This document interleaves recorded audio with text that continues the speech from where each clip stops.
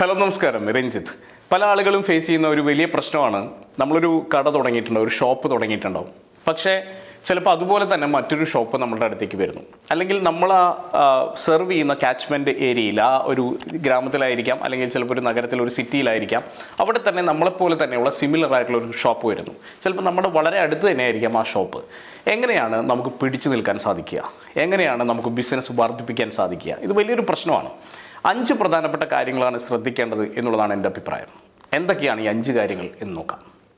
ഏറ്റവും ആദ്യം തന്നെ കൃത്യമായി മറ്റേ ഷോപ്പിനെ പഠിക്കുക എന്നുള്ളതാണ്. അവരെന്തൊക്കെയാണ് ചെയ്തുകൊണ്ടിരിക്കുന്നത്, അവിടെ എന്തൊക്കെ പ്രൊഡക്റ്റുകളുണ്ട്, എന്തൊക്കെ പ്രത്യേകതകളാണ് അവർക്കുള്ളത് എന്നുള്ളത്. ഇത് അവരെ മാത്രമല്ല, എല്ലാ കോമ്പറ്റീറ്റേഴ്സിനെയും പഠിക്കണം, മാർക്കറ്റ് കൃത്യമായി പഠിക്കണം. അതിനുശേഷം നമ്മളുടെ യുണീക്ക് സെല്ലിംഗ് പ്രപ്പോസിഷൻ എന്താണെന്നുള്ളത് കൃത്യമായി മനസ്സിലാക്കണം.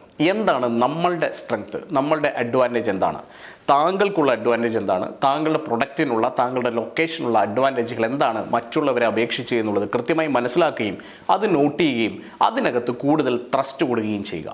കൃത്യമായ ഒരു യുണീക്ക് സെല്ലിംഗ് പ്രപ്പോസിഷൻ, നിങ്ങളുടെ മാത്രം പ്രത്യേകത വികസിപ്പിച്ചെടുക്കുക. ചിലപ്പോൾ അത് പ്രൊഡക്റ്റിലാവാം, ചിലപ്പോൾ അത് നിങ്ങളിലാകാം, ചിലപ്പോൾ നിങ്ങളുടെ ലൊക്കേഷനിലാവാം, ചിലപ്പോൾ പാർക്കിംഗ് സ്പേസിലാവാം. വാട്ട് എവർ ഇറ്റ് ഈസ്, അവിടെ ഒരു യുണീക്ക് സെല്ലിംഗ് പ്രപ്പോസിഷൻ മസ്റ്റാണ്. രണ്ടാമത്തേത്, യാതൊരു സംശയവും വേണ്ട, നിങ്ങളുടെ കസ്റ്റമർ എക്സ്പീരിയൻസ് ഇമ്പ്രൂവ് ചെയ്തേ പറ്റൂ. കസ്റ്റമർ സർവീസിലായിരിക്കാം, ഒരുപക്ഷെ ഒരു കസ്റ്റമർ വരുമ്പോൾ അവരെ വെൽക്കം ചെയ്യുന്ന രീതിയിലായിരിക്കാം, അവരോട് റിലേഷൻ ഉണ്ടാക്കിയെടുക്കുന്ന രീതിയിലായിരിക്കാം, ചിരിച്ച് സംസാരിക്കുന്നതിലായിരിക്കാം, അവർക്ക് വേണ്ട എന്ത് സാധനവും അറേഞ്ച് ചെയ്ത് കൊടുക്കുന്നതിലായിരിക്കാം, അവരോട് ഫോളോ അപ്പ് ചെയ്യുന്നതിലായിരിക്കാം, ചിലപ്പോൾ അവർക്ക് വീട്ടിലേക്ക് ഡെലിവറി കൊടുക്കുന്നതിലായിരിക്കാം, അല്ലെങ്കിൽ ആ കടയിലേക്ക് കയറി വരുമ്പോൾ ചിലപ്പോൾ ആ കടയുടെ ആംബിയൻസിലായിരിക്കാം, ചിലപ്പോൾ നല്ല ഒരു AC ഉണ്ടാവാം, ചിലപ്പോൾ നല്ലൊരു സ്മെല്ലോ പെർഫ്യൂമോ ഉണ്ടാവാം, എന്തുമായിരിക്കാം. അവിടേക്ക് വരുമ്പോൾ ആളുകൾക്ക് ഒരു പോസിറ്റീവ് ഫീലിംഗ് കിട്ടുന്നതിലായിരിക്കാം. ചുരുക്കി പറഞ്ഞാൽ കസ്റ്റമറിന് വീണ്ടും വീണ്ടും വരാൻ തോന്നണം, വീണ്ടും വീണ്ടും നിങ്ങളോട് സംസാരിക്കാൻ തോന്നണം, നിങ്ങളിൽ നിന്ന് തന്നെ മേടിക്കാൻ തോന്നണം. ഇതൊരു emotional കണക്റ്റാണ്.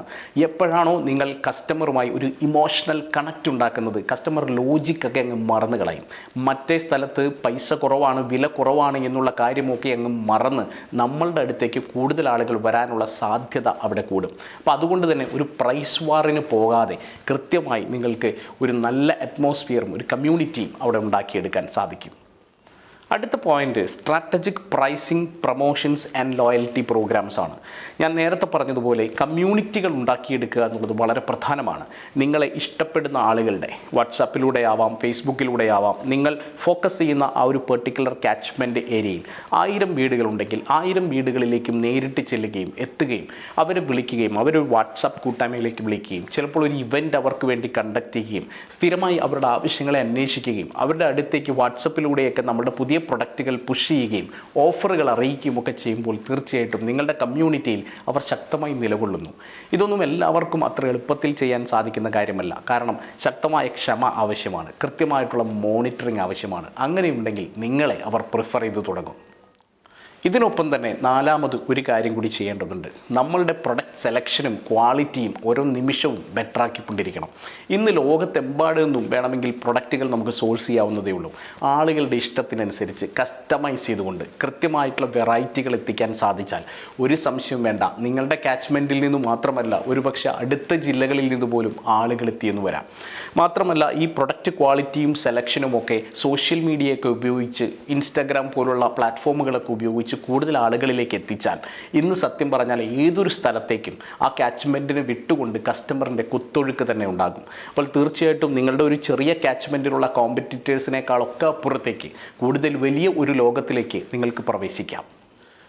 And finally, invest in marketing and branding. കൃത്യമായ ഒരു ബ്രാൻഡ് ഉണ്ടാക്കിയെടുക്കുന്നതിൽ, ബ്രാൻഡ് ഐഡൻറ്റിറ്റി ഉണ്ടാക്കിയെടുക്കുന്നതിൽ, നല്ലൊരു പേര് സെലക്ട് ചെയ്യുന്നതിൽ, കൃത്യമായ ഒരു ലോഗോ വർക്കൗട്ട് ചെയ്യുന്നതിൽ, കൃത്യമായിട്ടുള്ള ഹോർഡിങ്ങുകൾ, അതുപോലെ നോട്ടീസുകൾ, ഓഫറുകൾ, പ്രൊമോഷനുകൾ, സ്കീമുകൾ, ഇതെല്ലാം വർക്കൗട്ട് ചെയ്യുന്നതിൽ പ്രത്യേകം ശ്രദ്ധിക്കണം.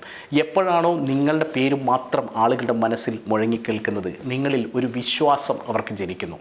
മാത്രമല്ല നിങ്ങൾ കൃത്യമായി സർവീസ് കൊടുക്കുന്നവരും വലിയ രീതിയിലുള്ള പ്രൊഡക്റ്റ് വെറൈറ്റി ഉള്ള ഷോപ്പുമാണെന്നൊക്കെ ആളുകൾ സ്വന്തമായിട്ട് തന്നെ പറഞ്ഞു നടക്കുകയും അവർ നിങ്ങളുടെ ബ്രാൻഡ് അംബാസിഡറുകൾ ആയി മാറുകയും ചെയ്യുന്ന ഒരവസ്ഥ ഒന്ന് ആലോചിച്ച് നോക്കൂ. തീർച്ചയായിട്ടും വലിയ മാറ്റമാണ് ഒരു ചെറിയ ഷോപ്പിൽ നിന്നും നിങ്ങൾക്ക് ഉണ്ടാക്കിയെടുക്കാൻ സാധിക്കുക. അപ്പോൾ പലപ്പോഴും നമ്മളെല്ലാവരും ആലോചിക്കുന്നത് തൊട്ടപ്പുറത്തുള്ള ഷോപ്പിനെ എങ്ങനെ ബീറ്റ് ചെയ്യാമെന്നുള്ള ചെറിയ ചിന്തയിലാണ്. നിങ്ങളുടെ ചിന്ത വലുതാക്കിക്കൊള്ളൂ. തൊട്ടപ്പുറത്തെന്നല്ല, ലോകത്തിലെ തന്നെ ഏതൊരു ഷോപ്പിനോടും കിടപിടിക്കാവുന്ന ഷോപ്പാക്കി മാറ്റാൻ ഈ 5 സ്ട്രാറ്റജികൾ ശ്രദ്ധിച്ചാൽ മാത്രം മതി. All the best.